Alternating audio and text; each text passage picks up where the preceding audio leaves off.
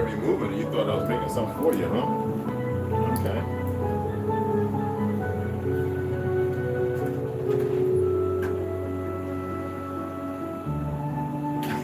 You come running when the door open, huh? That shit.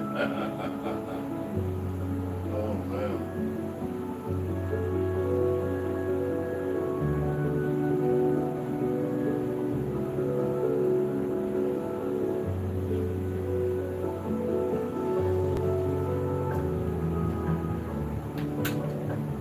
You want to go out there? Huh? I didn't go outside. Why you acting like that, bro? Come on, man. I didn't even go outside, man. You bugging, bro. You gotta prune this, man. This is what you've been chewing on, man. That's why it's dead. Get it, Papa. Get it, Papa. Get it, Papa. Come on, get them legs strong. Get it, Papa. Get it, Papa. Get it, Papa. Get it, Papa. Get it. Get it, Papa. Get it. Come on, Papa. Get it. Come on.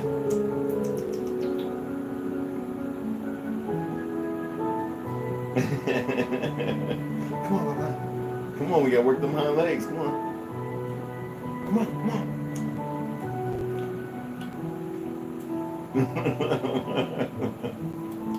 You want to chew on it? Because the green's good for your stomach. Here. Go ahead. This one's safe. This is safe. That over there, you gotta be careful. Okay? That's why you get the poops.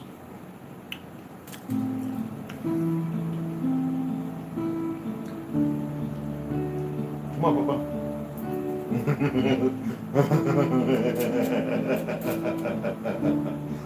Get it, Papa. Get it, Papa. Get it. Get it out. Get it out.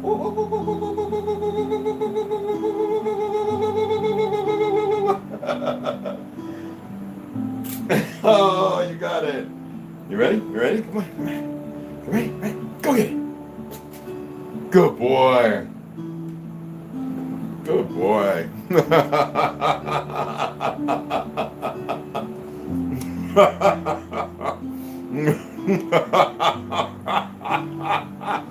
You're gonna give me a cramp. Yeah, well, don't bring it to me. I mean, you can, yeah, well, you want to run with it? You don't know what you want to do with it. Oh, okay, all right. More power to you, bro. I'm gonna read, okay? Man, we got a vacuum again because I don't know what that is. Where'd you get that from? That look like wood chips or something. I dozed off for 10 minutes. And there you go.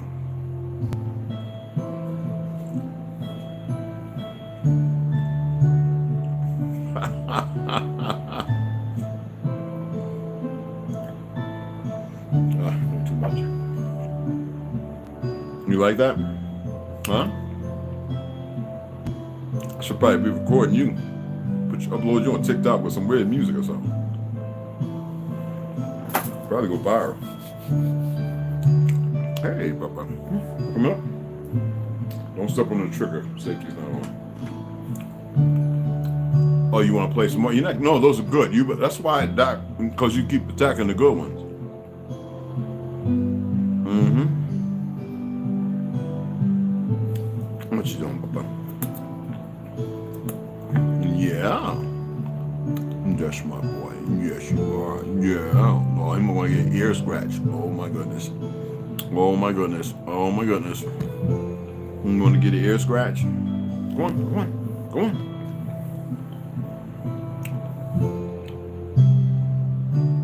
I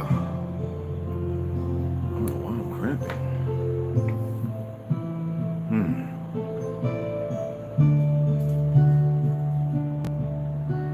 All the meals are working out. I might have hernias and don't even know it.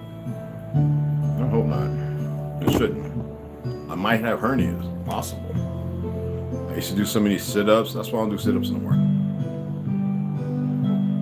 I used to do leg lifts, leg raises. I used to do it all so much though. I used to overdo it. Overkill.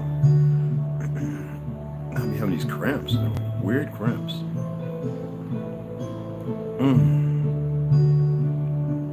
Unbelievable. Hey, Michael Cox. Appreciate that, beloved. Appreciate the donation, beloved. We're getting there. We're getting there. We are getting there.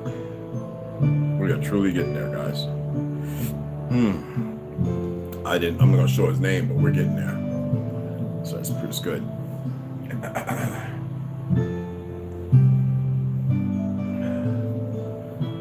Whew. Feels good outside and in. It's kind of weird. The sky's still weird looking.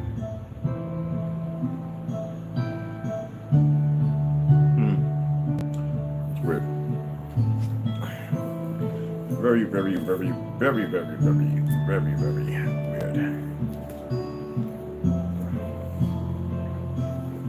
Let me see if I can pull this one article up. Let me see if I got it in here. Is it in? Did I saved it? I believe I saved it.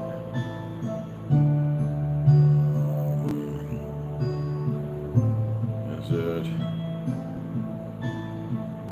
Oh, it's two of them. Gotta get rid of one. I didn't know it downloaded. How did I download it twice? There's no way.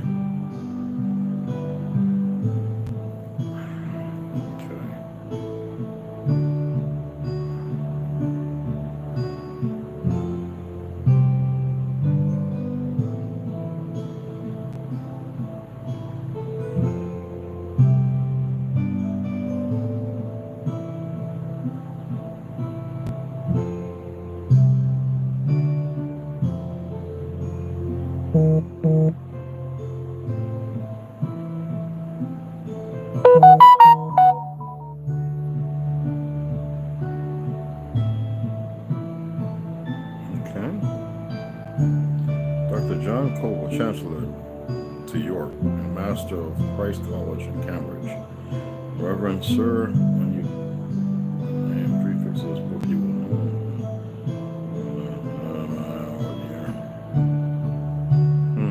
Greater patron dictionary. Science may be the more esteemed. No. Like I said, esteemed, they used to use an S for F. We'll know how much honorable punishment. I mean it. The F was a S. See that? You, myself, see up top? And yet they still use the S, but the S predicated the end of every writing. It was never at the front. It was an F as an S. So that means by accent. And there would be those who would rewrite history with real inclusion of history. Okay, so this is going to be something. This is going to be a good read when I read this to you guys, but this is no time soon. And what am I talking about? Well, in this PDF that I had it for a while. I just never read it. You know how it is, right? You could download it, I guess, at Google Books, but this is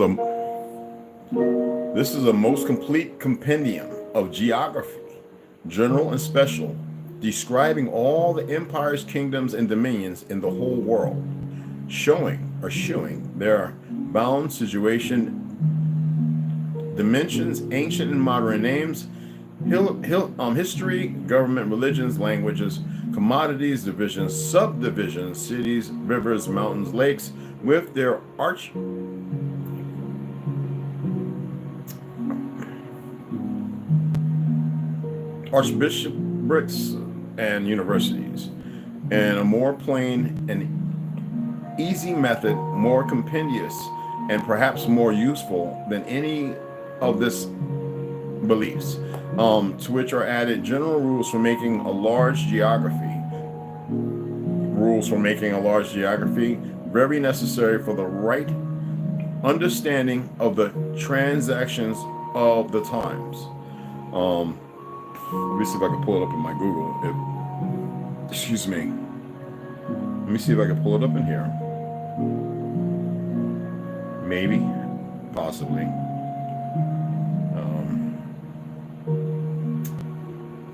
Why is it going so slow?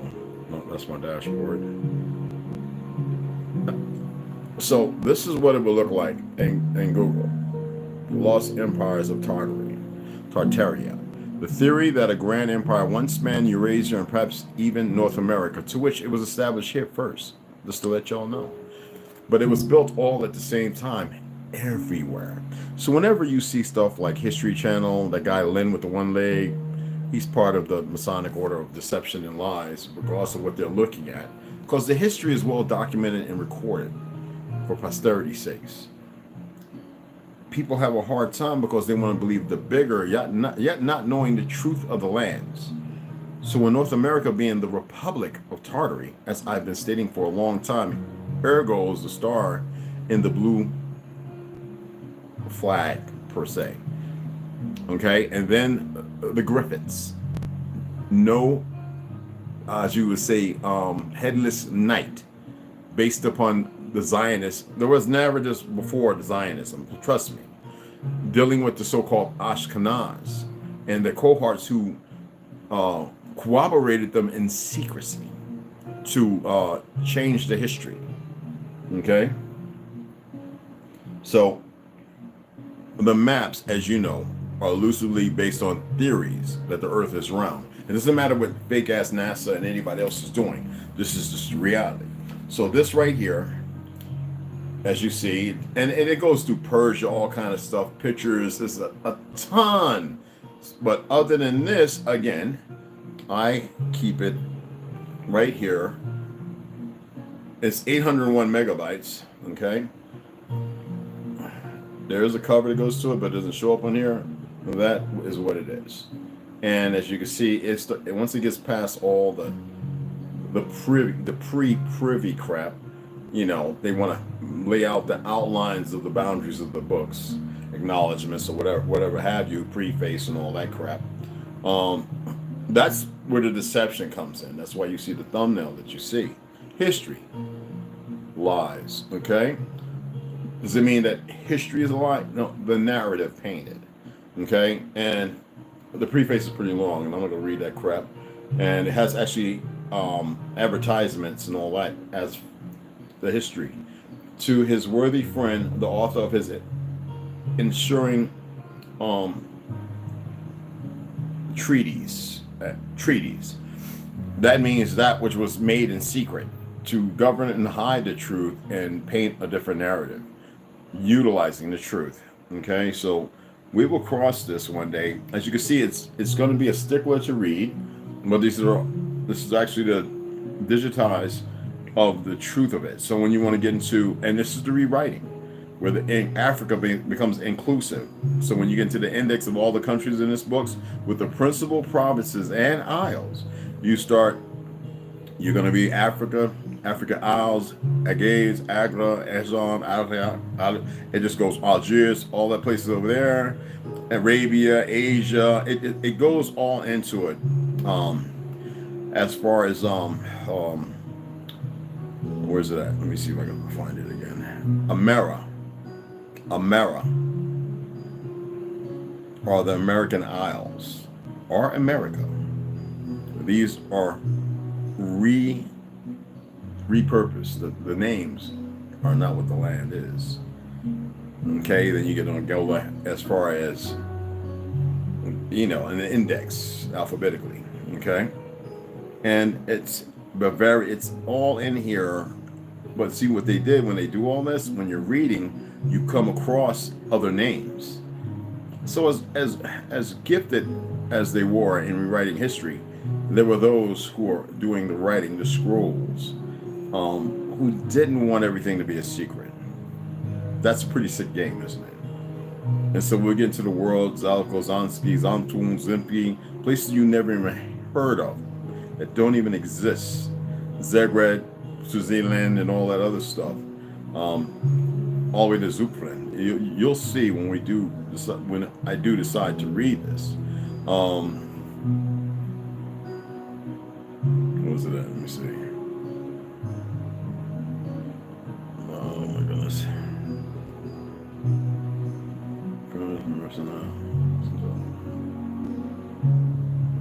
England and Scotland. Okay, it was probably way down there. I'm not going to go into it. Most complete commendum of geography, journal and special, describing all the empires, kingdoms, and dominions, as which I showed you on Google, which they bring up first. And geography is a science which teacheth the description and dimensions of the earth, which is a lie. The earth is situated according to Ptolemy and Tycho, which we know has been debunked 100 times over, in the center of the world. In the center of the world. Wouldn't it be, you couldn't say center of the earth, could you? You see what I'm saying? According to Copernicus, between the orbs of Mars and Venus, it's because as you know, Earth and Mars and Venus is in the middle of those domes. Okay? But you know they have you believe that it's Mars, Earth, and Venus, right? It's lies. They have you looking this way instead of understanding the plane. But it's a lot in here. The circles are divided into the greater. The circles are divided into the greater and lesser. The greater divide the world into 2 equal parts. In number 4, and the equator compelling the earth, compassing the earth equally between and furthest from the poles. When the sun is here, the days and nights are equal. When the sun is here, the days and nights are equal. The zodiac, in which is the ecliptic cutting the equator obliquely, through which the sun passes in a year. These two are immovable. These two are immovable. That means they're stationary objects. They have an order to them. I mean, this is, you know. So, we will, when we get to the, we'll cross this and we will address everything in here, dates, times, all that. On this right here, though, usually when they lay this out, the first thing you do is see when it was gilded, the book, the information, based upon the time, to which even that had to be a lie. It's all the way in the bottom and the back. I'm not scrolling through all this to get to that. But let's go back over to, I'm going to get into the reading here in a minute. I just wanted to share this. I dozed off looking at this. I've been reading this for a while. And I was like, we got quite a bit to read, y'all. Don't worry. But I know I have quite a few days that I didn't do a whole lot of reading as specified. But only because every time I turn around, something's popping up. If you get what I'm saying. Okay. The pictures are phenomenal. I've got more pictures, like I said, of the Grand Tartary, buildings that no longer stand. Some changed, even the roofs, and incorporated into crappy structures of ugliness all around us. Let me see. What's wrong, Bubba? So anyway, built in stages, it says built in stages between 1897 and 1908. We already know that's wrong. It would be 897 and 908. Trust me. And everything they have lamented on, you would think that they would do their best to clean it up. But then when you look at 1754, a map of Asia by Jean Pariat, which would be 754. Remember I was talking about buildings gilded? And then you can go and go beyond that. Because everything we think is going forward is actually going backwards. That's why they've been doing this AD, BCE, CE, Common Era, before the Common Era, AD. I mean, come on, people. Anybody with a little noodle can figure it all out. And they knew this. They knew the moment people start getting close, they would have to go to a war, and a devastating one, mind you. So, it's going to be a good read. I just wanted to share that with you. And I find these things very, very important. Oh, Wild Indian, what's going on, beloved? Appreciate the donation. It just popped down up top. I'm going to turn the notifications off up here. Appreciate it, beloved. And we're going to get right into reading. Okay, we got everything. Here we go. All right. Turn off the notifications. Don't go nowhere. I'll be right back. I'm going to turn them off. Got them all off. Let me get this right. I only put the pillow here so I sit a little higher because these seats are so comfortable. He meld into him, and Ganja could tell you, boy, sit on his mother and go and be out like a light. Okay, let's go ahead. We're going to start with the Negro Project. We're going to You know what? I'm gonna stay in the order that I said. We're gonna go ahead and read Alien World Order and all those things. I just don't remember what I stated about these. Okay, don't take it literally. Take it literal, but not literally. And remember the parts played, and that way you understand the diversity of why we were subjugated, made to believe we were slaves. Blah blah blah. And there's a bigger picture because a lot of videos are coming out. I was thinking about doing one and commenting like a stitch and sharing it, where you actually have so-called fake rabbis or Jews who ascertain Goyim, the fact that everybody is subjugated to them for their desires and needs. That's not the Hebraic way of life. That is not the true Ishmaelites. That has nothing to do with Tartary and the earth to recapture it. And then the fact that all lands were together to fight a common enemy. And here they are, very minimal, doing what they've been doing since 2nd, 3rd century, up to the 6th, which would be the 7th. And if you add 1,000 years, it would be 1700s. What happened during the 1700s? So what makes you think it's the 1700s when it was the 700s? And the murder of our last Khan, true king, Lincoln, who was Negroid. Matters not what they think when they come across this video. What matters, are they doing the research? Are they culpable or are they comfortable? Culpable to the truth or comfortable in their lie? Remember these little things. That's what's pragmatic, not the falsitude of how we exist and what we live in today. So we're going to read first Alien World Order, the Reptilian Plan to Divide and Conquer the Human Race by Len Caston. If you have purchased this book and want to read along, come right on in. Now you must remember that there are times when I'm reading, I don't incorporate every single thing in here because I've read well ahead in certain things, and some things just to me don't make sense. And then there are times when I go ahead and I'll read it. Like, I don't like calling Nubia Africa. All of Earth was Nubia here. That's a fact. Egypt was a period. Was it based upon the fall when they fought? Why would Egypt up and just stop all of a sudden and the so-called pharaohs be destroyed and supplemented with an ideology of a new race of, y'all say YT, which I'm not getting the hand signals, but you know what I mean. Because they have to make it all inclusive to a position they never held. That's why they're so off the chart right now. If we rule obviously because we're more compassionate and loving. There is something within our DNA, structurally sound, that shows that we have more compassion, regardless of where people are lost right now. Because without proper enumeration and the dedication to make sure everybody knows these truths, what do you get? You get chaos.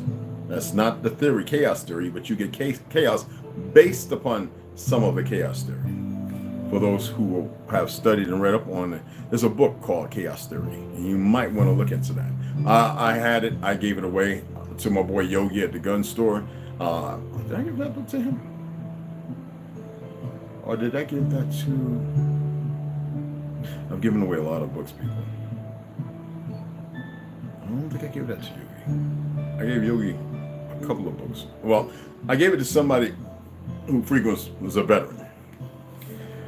So let's go ahead and get in here and break down the ascendancy of the neck. Okay. Last time we looked at the figure 1-2 reptilian types, courtesy of John Rhodes at reptoids.com, which I said as far as the tailless reptoids and the Draco. Because there's a lot of people really hitting hard on the, don't pay attention to those people talking about, look at all these white people being born with tails. There are Negroids just the same. Because you can get a dark melanated, as far as I know, a dark melanated child from two pale skins, unless their identity is obscured by the fake status. That's a whole different demography. Yet, there are many melanated, mostly women, sadly, who are born with tails, and men born with 6 fingers.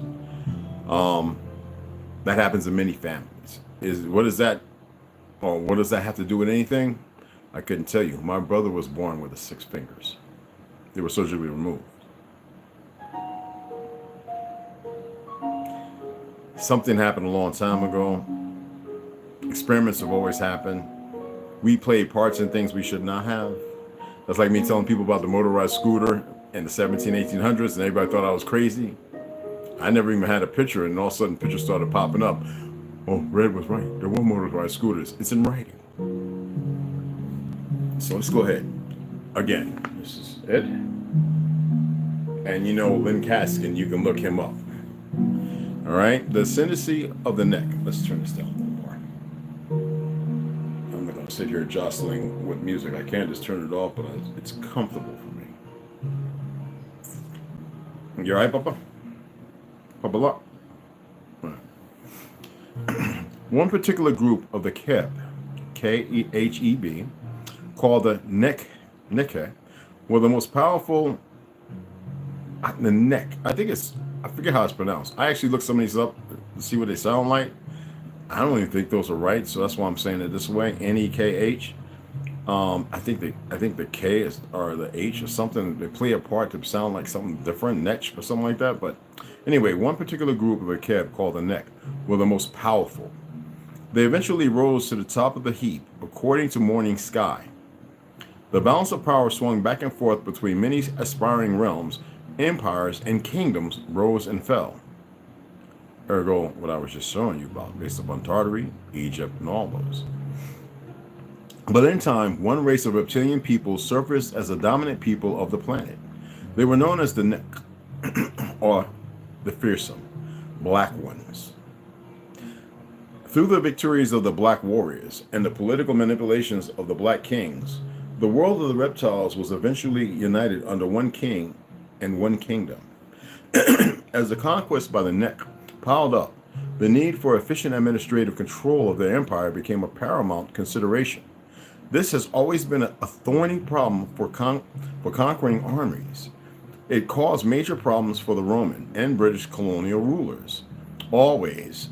It eventually becomes clear that slavery is not a lasting solution.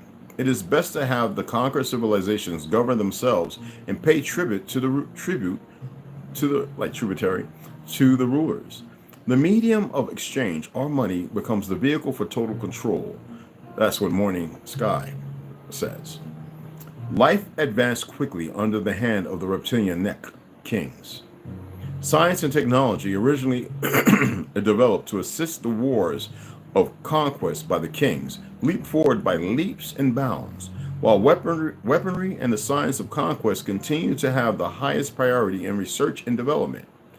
The inventions and tools that DARPA, the inventions and tools that resulted from the new technologies were often adapted for everyday use by the average Keb or human. And you got to remember that the Ashkenazis consider themselves that part of the original man, the chosen one. Some BS as far as human. In time, the Keb kings abandoned their destructive wars of conquest and focused their attention on new wars for power. These wars were not fought on the battlefield. They were fought in the marketplaces of the green world. Begun as a cooperative effort to achieve a profitable united front throughout the globe, the Keb monarchs began to work together, not for the sake of peace, but for the sake of monetary gain. Wars of destruction would no longer be tolerated in the major kingdoms of the New World. Peace and order would reign, and prosperity and happiness would belong to everyone. Business became the new battlefield, and the New World Wars, officially known as the Neck World Wars, were fought in the business centers of the Green World. Assassinations and murders still took place, but they were no longer a result of heated passions and sheer hatred. It wasn't personal, it was business. In the New World, one family of Keb beings surfaced to control the wealth and power bases of the entire globe. We know why they're putting globe in there, okay? They were the first descendants of the early Neck kings and were known as the Neck Keb. Under their manipulations, and peace was achieved, and a new era was realized. All the kingdoms of the Green World fell under the flag of the Association of Keb States. Another way of saying the Association of Reptilian States. Now, the strength of the New World could be expressed in a simple phrase, and a prophet shall lead them. That's the phrase. And a prophet shall lead them. We see that. This concept of rulership by money is characteristic of all the planets governed by reptilian overlords, and as will be seen, is particularly apropos in their influence on Earth, where they operate through their puppets, the Illuminati bankers.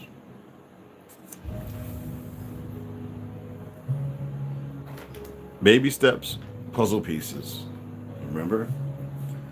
And next we'll be getting into the kings of heaven.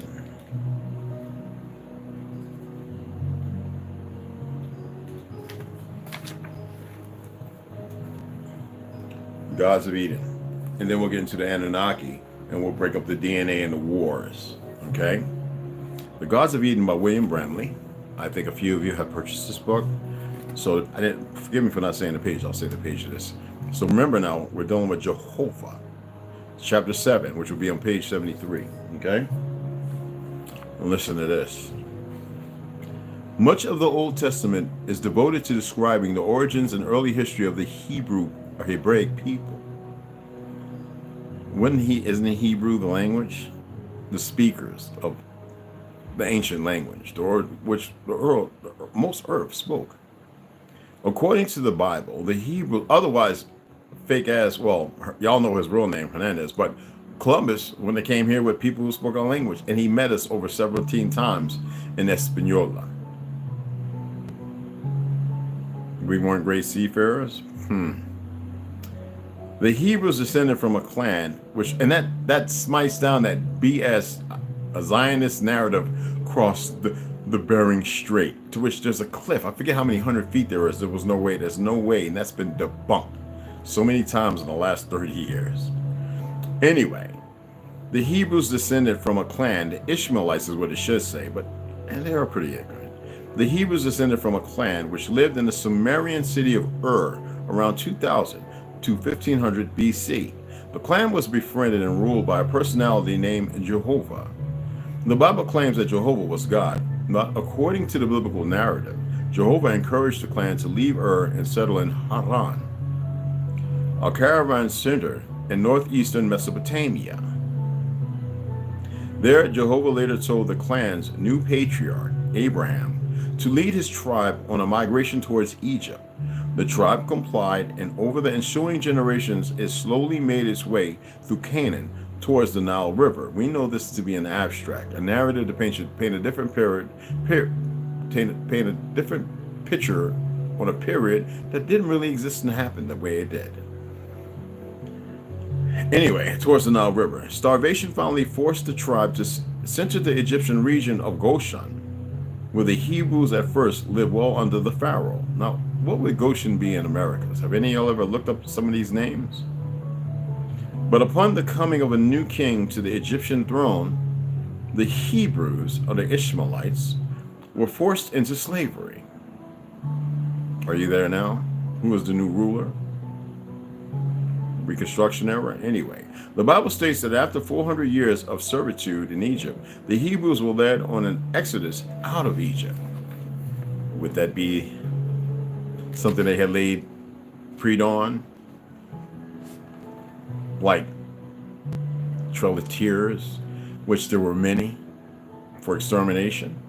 And by Moshe, under the watchful eye of Jehovah, by that time, the Hebrews numbered in the hundreds of thousands. After a long trek and many bloody battles, the Hebrew tribes returned to and conquered Canaan, which was the promised land, pledged to them centuries earlier by Jehovah. And so, according to the Bible, was born the Jewish religion. Jewish. Ish and isms is something else.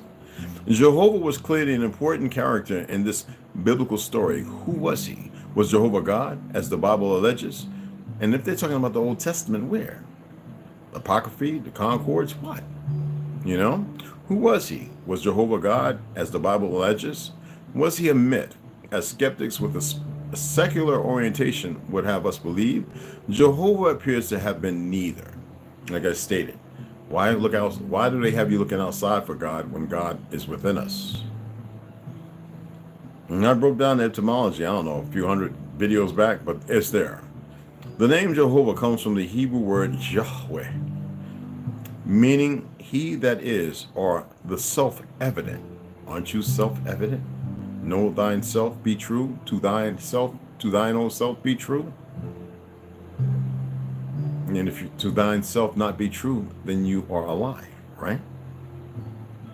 This appellation conveys the idea that the biblical Jehovah, which we know that is not the name, was a pure spiritual being, a true supreme being. Aren't we sentient but physical? If you will, but was he? Very good question. Old Testament descriptions of Jehovah have provided a field day for UFO writers, and for good reason. Jehovah traveled through the sky in what appears to have been a noisy, smoking aircraft, flaming. A biblical description of Jehovah landing on a mountaintop describes him this way. Pay attention. There were thunders and lightnings, and a thick cloud upon the mount, and the sound of the trumpet was exceedingly loud. And all the people that were in the camp trembled. And Moshe brought the people out of the camp to meet with God. And they stood at the lower part of the mountain. And Mount Sinai was altogether covered with smoke, because the Lord descended upon it in fire.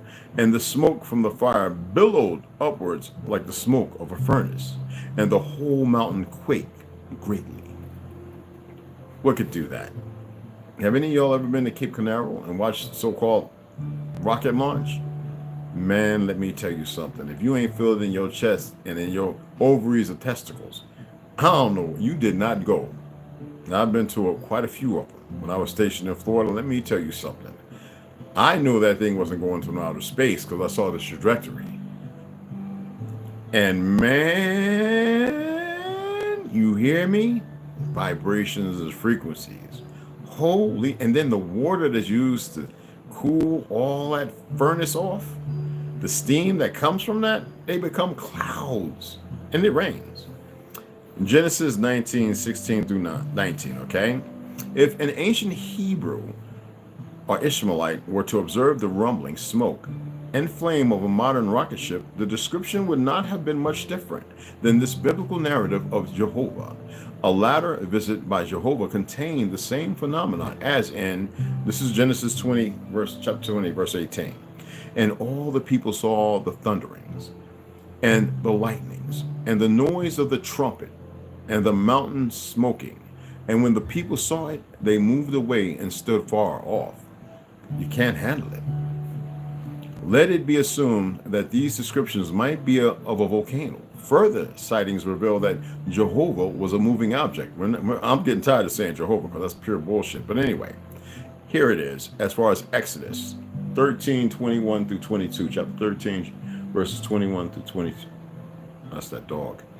And the Lord traveled before them, in brackets, the Hebrew tribes, the Hebrew-speaking tribes, elementary. Anyway, and by day in a pillar of cloud, to lead them the way by night in a pillar of fire, to give them light to go by day and night. He took not away the pillar of the cloud by day, or the pillar of fire by night, from in front of the people. Well, anyway, Exodus 14:24, 40:34 and 38, and Numbers 19:1-23 contain identical descriptions of Jehovah as he led the Hebrew tribes to the promised land. Woo! The ancient Hebrew eyewitnesses, I'm so tired of this. Obviously, they were very arrogant and ignorant.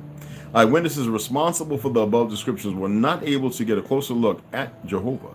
The Bible points out that no one was permitted to approach Jehovah's mountaintop landing sites except Moses and a few select leaders. Jehovah had threatened to kill anyone else who tried. The early Bible therefore contains only descriptions of Jehovah as eyewitnesses saw him from a distance. It was not until much later that one of the Bible's most famous prophets, Ezekiel, was able to get a closer look and describe Jehovah in greater detail. Ezekiel's description is probably the most often quoted biblical passage in UFO literature. In Ezekiel's detailed account of strange aerial objects orbs and stuff, has created speculation of such intensity that even one Bible publisher, Tyndale House, prefaced its introduction to the book of Ezekiel with the title Dry Bones and Flying Saucers. At the risk of boring some readers with yet another repetition of Ezekiel's famous words, I reproduce them here for the benefit of those who are not familiar with them. Well, let's get into it.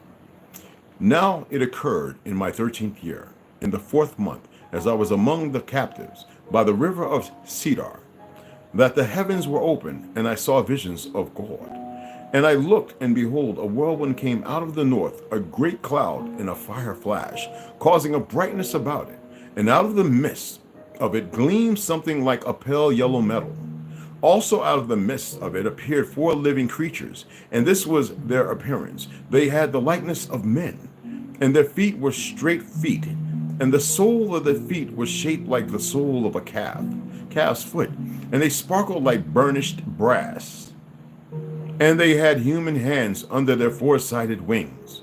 Their wings were joined together, and they did not turn when they went. They all went straight forward. As for the appearance of their faces, they had the face of a man, and the face of a lion on the right side, and they had the face of an ox on the left side. They also had the face of an eagle. And amongst the living creatures glowed something like coals of fire or lamps, which moved up and down between the creatures, and the fire was bright, and from out of the fire flashed lightning. And the living creatures ran and returned by flashes of lightning. Now as I looked upon the living creatures, I saw 4 wheels upon the ground, one by each of the living creatures with their 4 faces. The appearance of the wheels and their compositions was like the color of shiny amber. And all 4 wheels had one likeness, and their appearance and their composition was like a wheel in the middle of a wheel. Spinners, Dayton's, no, I'm just kidding. And when the living creatures went, the wheels went with them. And when the living creatures were lifted up from the earth, the wheels were lifted up.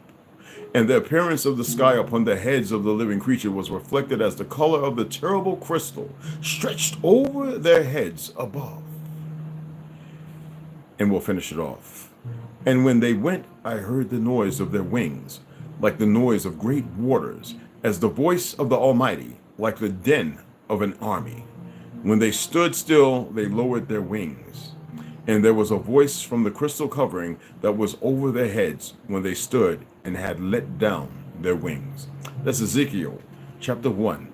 I believe it's, chapter 1, verses 1 through 25. For those who may want to go and read it.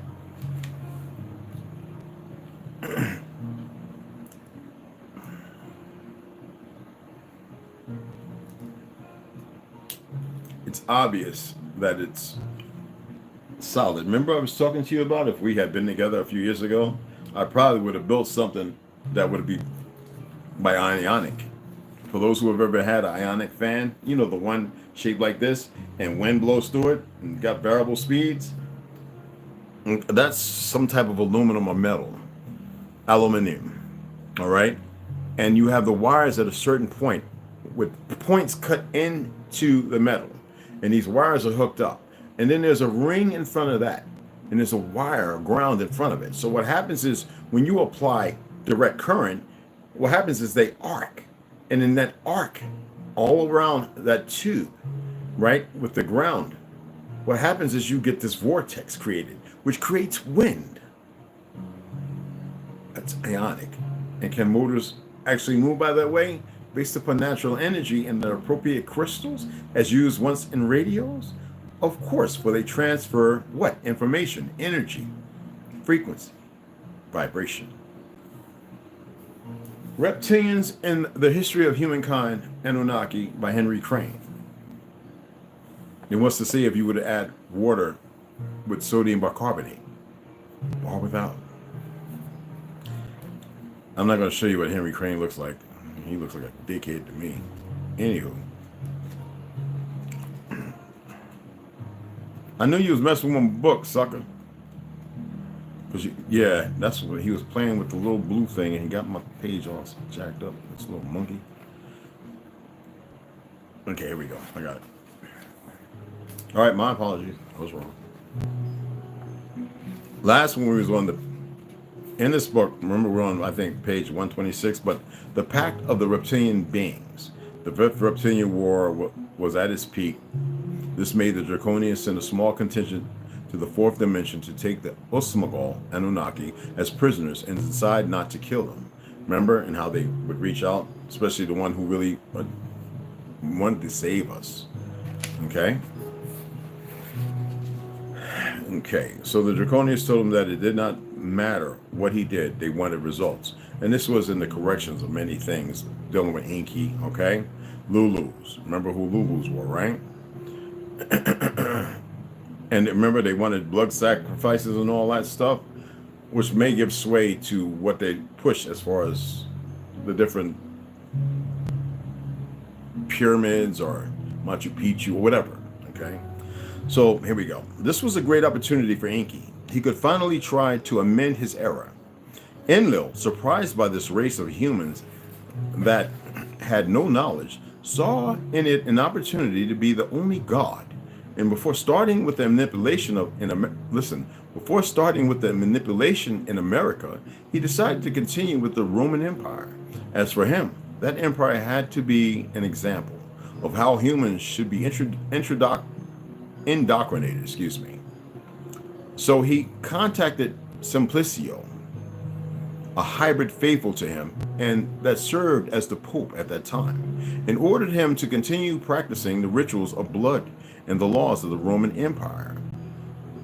But now, blood sacrifice, all right? But now hidden from the seat of the Vatican, obviously, Simplicio and the other popes followed this order, and in this way, the Roman Empire continued their domains, camouflaged now from the Vatican. It took only 100 Earth years It took only 100 Earth years to the Anunnaki to indoctrinate the Mesoamericans, and they created great civilizations, Mesoamericans. All right, they created great civilizations, pyramids, and strategic points on the earth to maximize the subtle energies, Tartaria, in addition to teaching them the art of war and sacrifice. We know that this is inclusive because they have to lie, as if Tartary's existence was based upon them. We know that's not the case. They focused on the areas of the South and Central America, and they achieved this so fast thanks to the advice of Inky. Since in exchange of the technologies and knowledge, the leaders of these civilizations agreed to do the rituals of blood sacrifice. Thus were born civilizations such as the Mayas and Incas. They never say nothing about the Shi and the Olmec. Great warriors. To the latter, and in parentheses it states, precisely the settlers of the Nazca culture. They taught to make enormous drawings on earth so that only the icons could be seen from above, as that is the perspective they had from the fourth dimension. And they did this because the Draconians liked these drawings. That is to say, they had hundreds of men doing these lines in the Nazca region just for the Draconians' fun. Is it possible and plausible? Or was it made in the 18 or 1900s? Inky took advantage of that distraction to communicate with humans, and he began to teach the Mayas prohibited knowledge about astrology, mathematics, and time. He wanted to amend his era, as y'all are learning more and more, and you will, about astrology. It's based on what? Chakras, your eternal, the man, I'm not going to read that book. We'll pull that up another time. And look outside and away from the universe and how connected we are to everything. Okay? Mathematics and time. He wanted to amend his error because he felt guilty that the only free humans now had already been indoctrinated. And he realized that in order to evolve, as Jesus did, he had to detach from his ego and help humankind. Not for his benefit, but for the benefit of others. From that moment on, Inky stopped seeing humankind as his creation and began to respect them. The Draconians were surprised by the great advance of these civilizations, but especially of the Mayas. as they had mastered the mathematics, agriculture, and astrology, and had managed to understand the time like no other human race. They even began to understand timelines and how to anticipate them, something that the draconian race was beginning to understand. They realized that the human race was a species to be feared.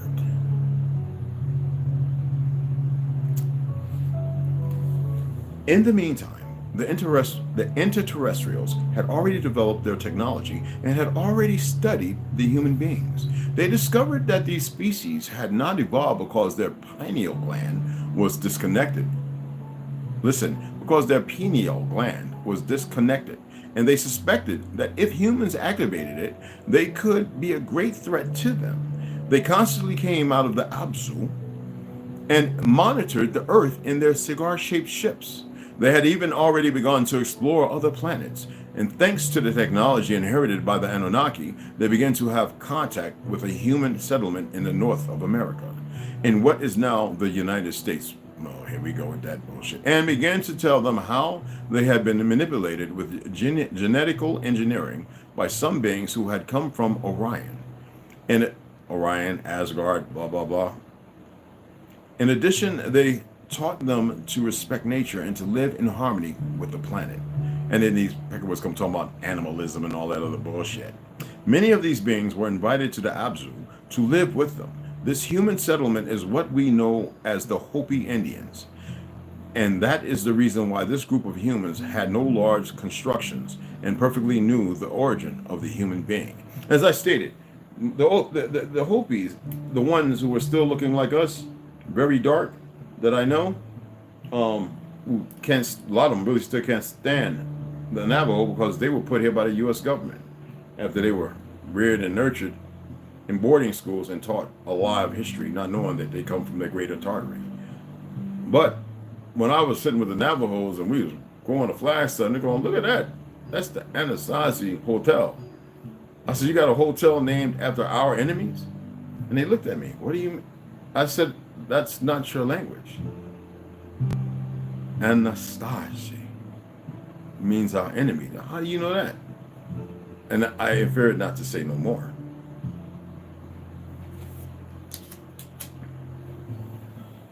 That was just 12 years ago, or 10 years ago. Don't worry about how I know it. DNA of the Gods, the Anunnaki creation of Eve and the alien battle for humanity by Chris H. Hardy, which y'all know is a female. Theosophical Society and all that other shit. But anywho, let's get in here. I know it's been a minute since we read this, but here we are. So we were reading Synthesis, and we were at number 4. No, we actually got down and we read, I think 1 through 8, right? With 10. And I believe the last one was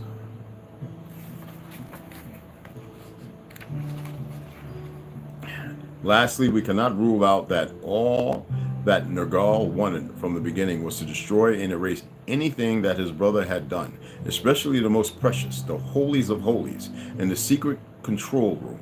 In this perspective, his promise was just a trick to get Marduk to leave. Okay, let's pick it up. But this is not all. This is page 39 for those who have this book, okay? But this is not all that we may deduce, for we can ask ourselves this question. How did the other gods and the earthling population react? Obviously, they also were so enraged by Marduk having gained a foothold in Sumer that they didn't acknowledge what he had done to bring them water and relief from crop shortage. Wouldn't that be the starving time? In the parenthesis, it states, plants and animals had been dying, and they also preferred to suffer rather than to acknowledge their own preconceived ideas and recognize the good deed Marduk had done and call him back with excuses. Now they will just add another object of hatred, Nergal. Also, when Enki realized what had happened, he scolded Nergal and threw him out of Sumer. But he was, however, unable to turn around the minds of the other gods or call a new assembly to question and overturn their decision. And we see exactly what kind of behavior among humans, don't we? We see exactly what kind of behavior among humans, don't we? As into a question. We see people so blinded by their hatred that they prefer to suffer big damages rather than recognize that the hated person may have some talents or even utility. And they even keep shouting so loud that they are in effect able to forget that they were themselves the cause of their misfortune. What is important for them is that the enemy remains the enemy, and 100% so that they keep believing that no good whatsoever can ever, zoomies, can ever be done by him or her. Hatred makes people blind and stupid. Facts. And we see that gods, at least the ones we have had to contend with on earth, being so often hateful, are not spared. Given the psychology of hatred, we may bet that the gods were blaming Marduk, him again, for the disruption of the water infrastructure. This act of violence is just one of many of Marduk's era of power saga. You know, the waters, the flood. Anyway, save for Enki, all the Anunnaki leagued against the Melaine, the one nobody loves, mind you, who knew through astrological and esoteric data,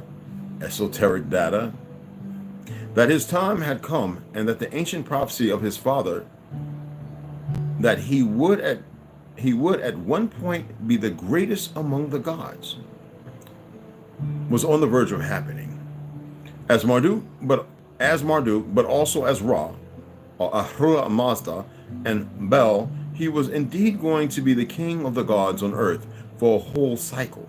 But given he had linked his ascendancy to the processional cycle of the ram, and in parentheses, each of the 12 main Anunnaki was linked to a special. Each of the 12 main Anunnaki was linked to a specific constellation, 12. And Enki made more precise astronomical observations and showed his son his time had not exactly started. So Marduk, just as his own son Nabu, used the buffer time to roam the planet and prime the crowds of earthlings to his greatness and turn on whole people to believe in him, the soul, the unique God. This was, of course, a matter for dire godly rage. But why had the assembly of the gods not leagued against Inanna when some cycles earlier she claimed the exact same thing, and being even less of the diplomat, she made it known by subduing whole populations through ferocious wars. So, to the contrary, she had the blessing of Anu, of Enlil, her grandfather, and also of her father, Nanna. And she had to go to extremes. The defilement of Enlil's temple, no less, for the gods at last to decide to stop her. So how are we to understand that such a brainless and immature individual as Nagal could be a voice of authority and the one to rally the assembly? When he made his case to use the weapons of terror against Marduk, apart from Enki, and a mostly silent Nimna, was there no mind of enough depth to have seen through the role of Nagal in the water disaster at Sumar? Let's remember we are talking about lethal consequences with people, fauna, and flora dying. Fauna, animals. That all sounds what? Like Old Testament? Genesis 2? Because nobody really knows Genesis 1.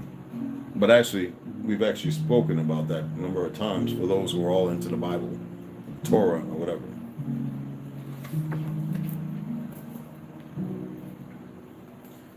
What is that you got in your mouth? What is that? Oh, okay. All right, cool. Anyway, Wars of the Anunnaki, Nuclear Self-Destruction, and Ancient Sumar. I must check something right quick. Hold on. My apologies. Why are they doing that right now? Okay, for this time. Yeah. Agree, whatever.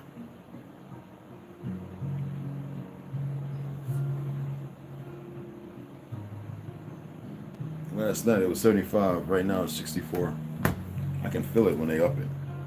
It's weird, isn't it? Hey, you, what you doing, man? Hi. What's up, Papa? Oh, you want to come up and say hi? Huh? You want to come up and say hi? Yeah? He wants to play. Don't be clawing on my hand. Hi. Yes, Papa. I'm going to clean it out. Let me finish reading this, okay? So anyway, Wars of the Anunnaki, Nuclear Self-Destruction, Ancient Sumar, Chris H. Hardy. Come on up and sit down, Papa. All right? I'll tell you the page we're on for those who have purchased the book. It's going to be page 27. And we're at elements of religion. Elements of religious, ritualistic, or magical lore and actions. The tree of knowing and the tree of life. These two trees exist already in Anu's abode temple on Nibiru. Would Nibiru be Nubian? And some of you might already know the answer to that. In his sacred garden, as emblems of his kingship, the tree of life, or of immortality, bears the fruit of life and possibly also the water of life. Both are the key ingredients of the quasi-immortality of the Nubians. And this is why Adapa, during his visit to Nibiru, and on Enki's command, refuses to eat or drink whatever is offered to him at the court of Anu, because the assembly of the gods had decreed not to give immortality to the earthlings. And if he had eaten or drunk, he would have reached immortality, but also be required to remain on Nibiru. Behave. So here we have some stuff from figures I believe I've showed you before. And the funny part that dispels some of this, because they're the ones that rewrite and are the ones who have lied about history. As you can see here, it's in their fake Yiddish language, the fake Jews. Because you know that they had to make all these things because they could never figure out the language. The Ethiopians wouldn't help them and nobody else, and they killed a lot of them. They will never know the language in its true form, even by way of the Vatican, nor be able to speak it. Because if they did, it would undo everything they've done. However, there are reasons to think that the two trees are much more than just trees and fruits with astounding properties. Aren't you the tree? When they say go to the temple and worship, aren't these the temple? What's in between here? The altar? What is the altar? I mean, come on, people. It's not complicated.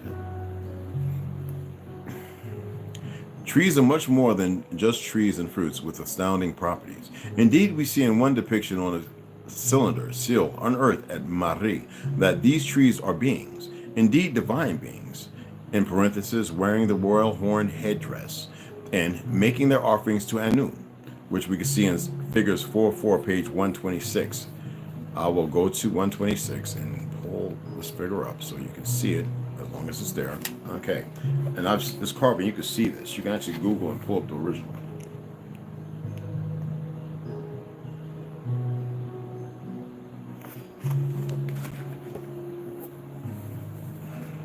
Okay, the symbol of the tree of life is sometimes a long rod or scepter, and y'all know that in reading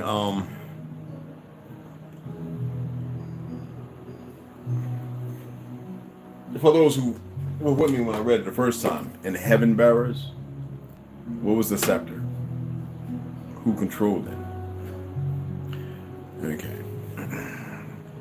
The long rod or scepter, crossed at the top by 4 straight branches, that is 4 pairs of tree branches, of decreasing width unto a tip, as in figure 4:4. We already saw it. Okay. Let's see, let's point it out. Okay. Make sure I got the right page. Go back. One more. And let me see if I can point it out for you. It's right there, dude. Why are you feeling like glue all on you? Right here. Let me show you.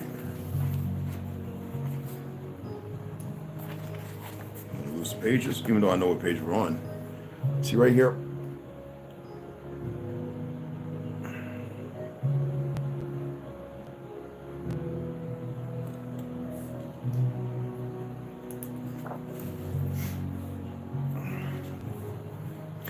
Of decreasing width onto a tip, as you saw.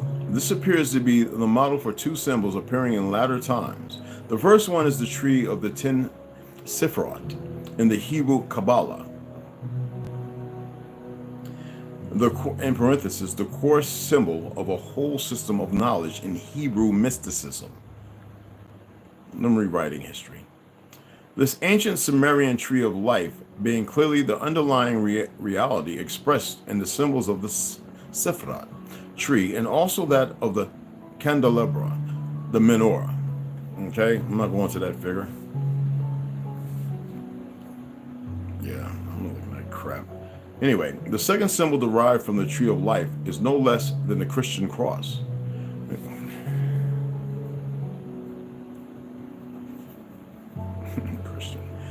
The one with, they want to keep y'all stuck in religion so bad when you read this stuff, you really need to pay attention to what you're reading. The one with the longer vertical axis and the horizontal branch crossing the vertical one higher than its midpoint. What is even more astonishing is that in France, we also find a Lorraine cross, which has two added horizontal branches, higher and smaller, that definitely resonates with the shape of the tree of life. So we have two of the most sacred emblems of two religions of the book derived from the Sumerian sacred trees. This above and beyond the existence of the two sacred trees in the biblical Garden of Eden. The noteworthy elements in this same depiction in Figure 4.4, which we looked at, are that Anu holds high the emblems of his kingship in the form of a scepter, a vertical rod, and the two stars flanking him, and of course his throne. But the detail of interest is the fact that two animal spirits, a snake and wild bird-like heads, are pouring water toward the feet of the trees, the very water in which they can grow. So we have a kind of circular flow of divine energy, circular flow. And the divine is well, you can think about we can think about Hitler's swastika, which is indigenous to the Americas, as well as the yin and yang, indigenous to us. Anyway, so we have a kind of circular flow of divine energy. The divine and superconscious trees are feeding the spirit, immortal, of the God King with the food and the water of life. Spirit being the most translation for the Sumerian, as in the Tiamat, that which houses or binds the memory.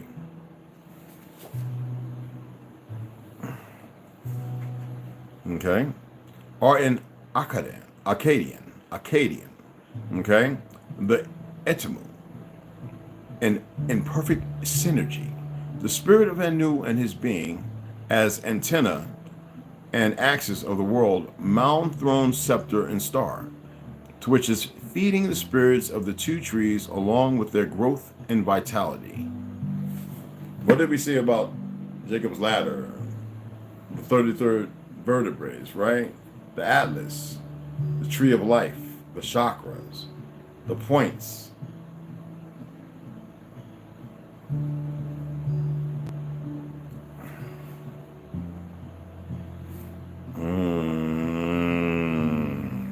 Think about it. Okay? In the diverse texts, both the bread or food of life and the water of life seem to be made out of the tree or of its fruit, and they have miraculous properties, one being to endow immortality, the second to heal and rejuvenate. And remember, I was always saying that we can rejuvenate. They're keeping us from being able to. As in the tale of Alexander the Great. You hear that, Al?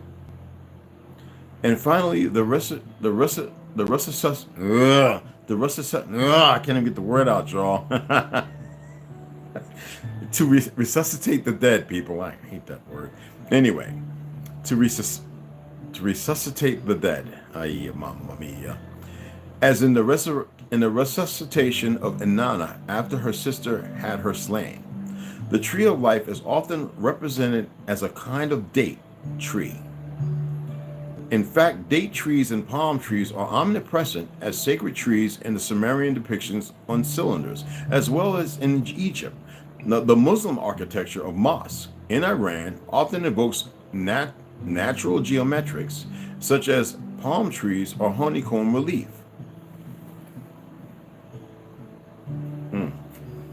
Nose is itching. Nose is itching. So it says see plates 9 and 10. Let me see, what's plates 9 and 10? I think that's a little ways off, isn't it? Because I know we get into like Lao Tzu and all that kind of stuff, Sun Tzu and all that Chinese shit. Come on. I know this. I just mean, you know, all the crap, the lies of history. I'm trying to. Where's it at? We'll look at it another time. I'm not going to go through all that right now. The date and palm trees were also considered to grow in the sacred places, such as the Egyptian duat. That's the duat. Isn't that the afterlife, I believe? Anyway, the preparations of the bread are water of life, solid and liquid forms. Catholics, eating bread and drinking wine bullshit, could be varied by drying and then powdering the fruit's flesh as date cookies are made. I love date cookies.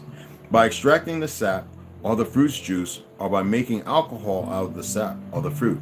As an example, cider is made out of fermented apples, and the strong hydromel alcohol in Brittany, the legendary alcohol of the Druids, often referred to as hydromel of the gods, is made out of cider and honey. As for the palm wine in Africa, it is made from the sap of a variety of palm trees, as is harvested by clipping a small gourd just under where a deep cut has been made in the bark. Now the sap, falling slowly in the gourd, starts fermenting right inside it, and in a matter of 2 or 3 days, one obtains palm alcohol ready to drink. And additionally, we find in the Epic of Gilgamesh the mention of a plant of youth. When this king of Eret, 2/3 divine and 1/3 human, begins a quest and long journey in search of immortality, he finally gets to meet his ancestor, Unapticism. Remember I read right? Unapticism, something like that. Okay? The Zeus Noah. Okay? And that would be the Zusudra or Noah of the deluge, who was granted immortality by Enlil, and who discloses a secret of the gods. That is the real story of the deluge, how the gods had decided to keep it a secret and let humanity be erased from earth. I wonder if any of y'all ever had real ayahuasca?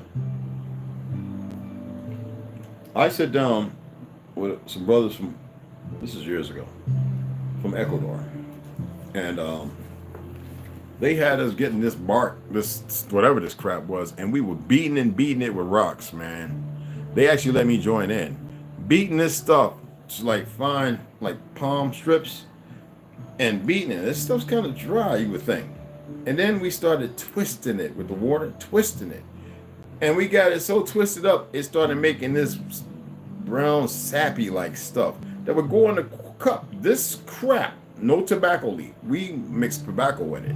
And you would drink it and make your mouth numb. But man, when that shit kicks in,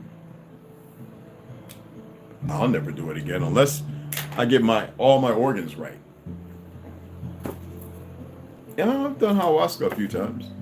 Have I ever done peyote? I don't like nothing that gets me zinging, people. I don't need it. I don't need nothing to make me... Trust me.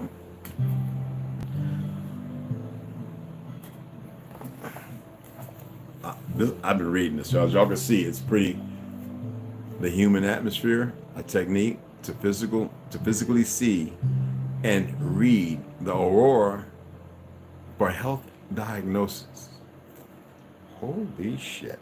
Anyway, I hope y'all enjoyed that read. Excuse me for stumbling there a little bit. It wasn't too big. It was just some of the words, and like some of these books, they don't have. If you're reading with me, you know what I'm talking about. And some of the words are a little offset for me. Not greatly, just a little bit. And when we come back, guys, we're going to get into George Jones, hidden lands beyond Antarctica, and the heaven bearers. Actually, George Jones goes with this, excuse me. The ancient Britons and Jews and Muslims in old America, okay? Hey, Snoo. No, but I will try with you, President. Love to find more, don't have ish to do with religion. Real life is just fine. But we're not going to kick religion in the dirt, regardless of what we believe or think. You know what I'm saying? Well, Indian, what's going on, beloved? You already got you, baby girl. You know that. Mikey Hill, beloved. Trey Cobbs. Grand to see you, beloved. Rondo, what's going on, beloved? Go, Alexander, go. That's what you heard him? God dog, he's a monster. Alicia and Cooper, what's going on, beloved? What's cracking? 7 grams, what's happening? What's going on, beloved? It's good to have you here, fam. Okay, what was that? Mikey Hill, got you, beloved. Yo, appreciate the donations coming in. We're getting there, guys. Hey, Hope, what's going on, mama? What's up, baby? Ish. Jew-ish, right? You can't make it up. But they're showing their hands. I'm going to do I'm going to see if I can set it up with the cap cut, you know, the little editing thing on here, and see if I can take some of the videos and do an end picture where I pause and I actually like edit. I discuss certain things that they're saying, so that way people don't get too heated. There's nothing wrong with being angry, because they're the liars of earth. Nobody came to the Americas over the Bering Strait. Exactly. There's a cliff, like, I forget how many hundreds of feet, but it's there ain't nobody come over that crap. They lied, especially when Russia and Alaska are 55 miles away from each other. I guess they figured, no, nobody ever figured that out. You know what I'm saying? The idiots, right? Scott, what's going on? Peace, beloved. What's happening? I got you, Rondo. You already know, families. What's up, wrenches? I know that's right. You're a wrench, too. Hombre French, what's going on, beloved? What's happening? What's happening? What's up, beloved? What's happening? Oh, what's good, baby boy? What's going on, beloved? Alicia, I already got you, Alicia. Okay. Always a grand uprising. This was required right now, more than anything. Yeah, I got my beloved Rondo. But yeah, I hope y'all enjoyed that reading. That was just getting back to reading. What was it? No, I was just 5 because I didn't want to read the other one. We're definitely going to be getting into the Negro Project too, and the White Cargo, because I made sure these books, they befit each other. Because you know, I've been reading that Delectable Negro.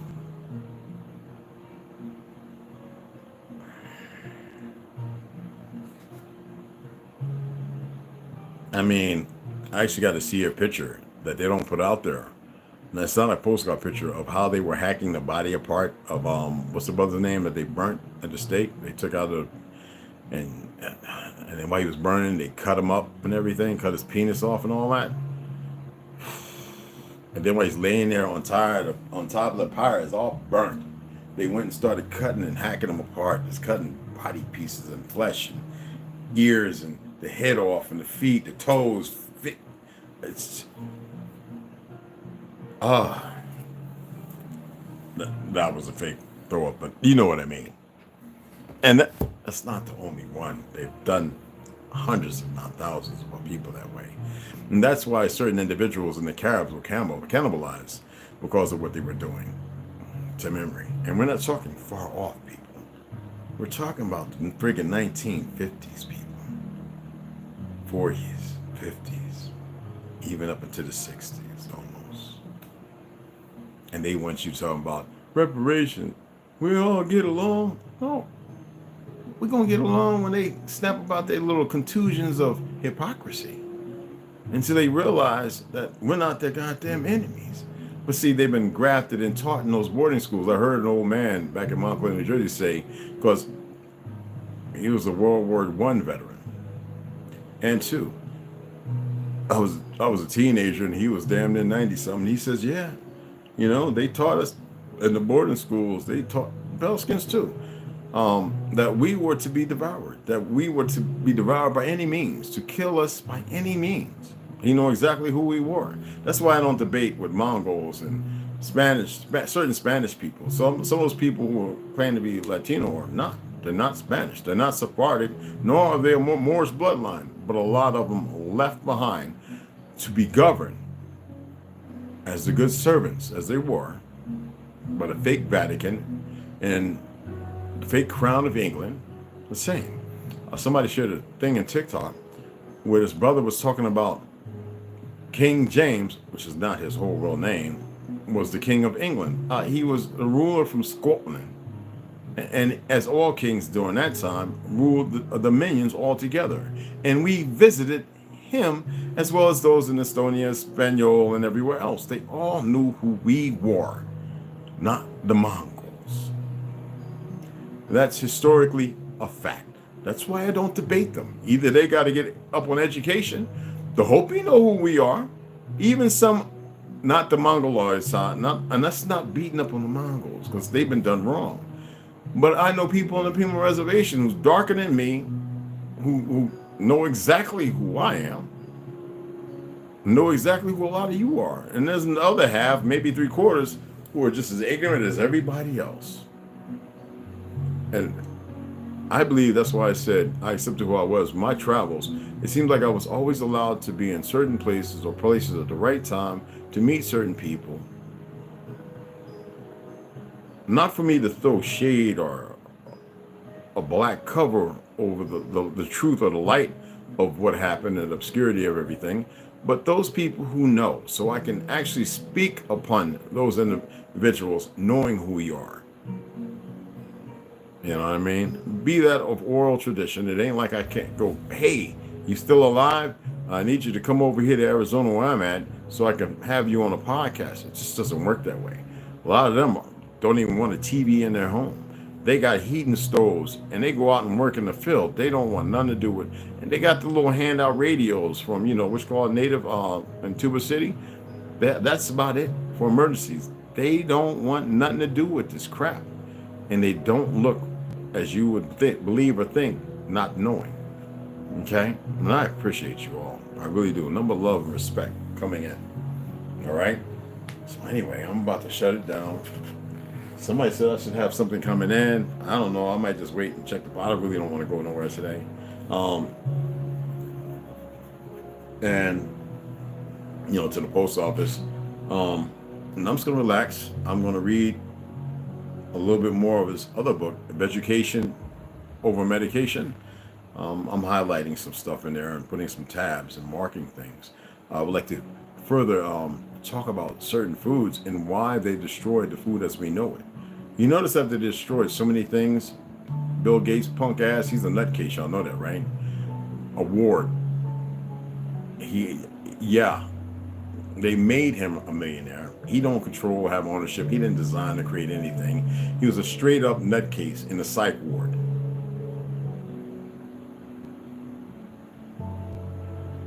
You need to know these things. You can find it out. A little bit of research. Anywho, they have been destroying and messing with our plants and stuff because they need us weak. Because they're pussies. Remember that. If they wasn't pussies, why would they have to poison the water and the food and everything else? Why are people still eating meat? I got 2 more steaks. I got lobster and shit like that. Yeah, I'm O positive, but that don't mean nothing. I was a vegan power lifter. I was ate vegetables majority over half of my life. And I still love them. And when I get the company that's appropriate to be able to adorn those people with fruits and stuff and my way of serving and us growing those things together. So if somebody's sick, we can take care and nurture them back with energy and things that we can't speak of on here. And until then, I will partake and do as I deliberate or choose. And my nickname, Lucifer, which is actually my name, you take it however you choose in that mythological world of backwards, reverse, upside down, inverted. That's their shit. Okay? I appreciate you guys. We'll be back in about 4 o'clock. If that's good enough, 4 to 4:30. Look between there is when I'll go ahead and put it up there and we'll get the next read in. All right? But a pussy isn't weak, though. Well, they're pussies. And I ain't talking about an organ. I am not talking about that, which is the vajayjay or numerous other, and I'm not going into the medical terminology. Those pussies are weak. And we are strong as sentient beings. We're not pussies, cocks, none of that. As sentient. And we are more than our names. Remember that. Beloved sisters, brothers, see y'all here around 4:30.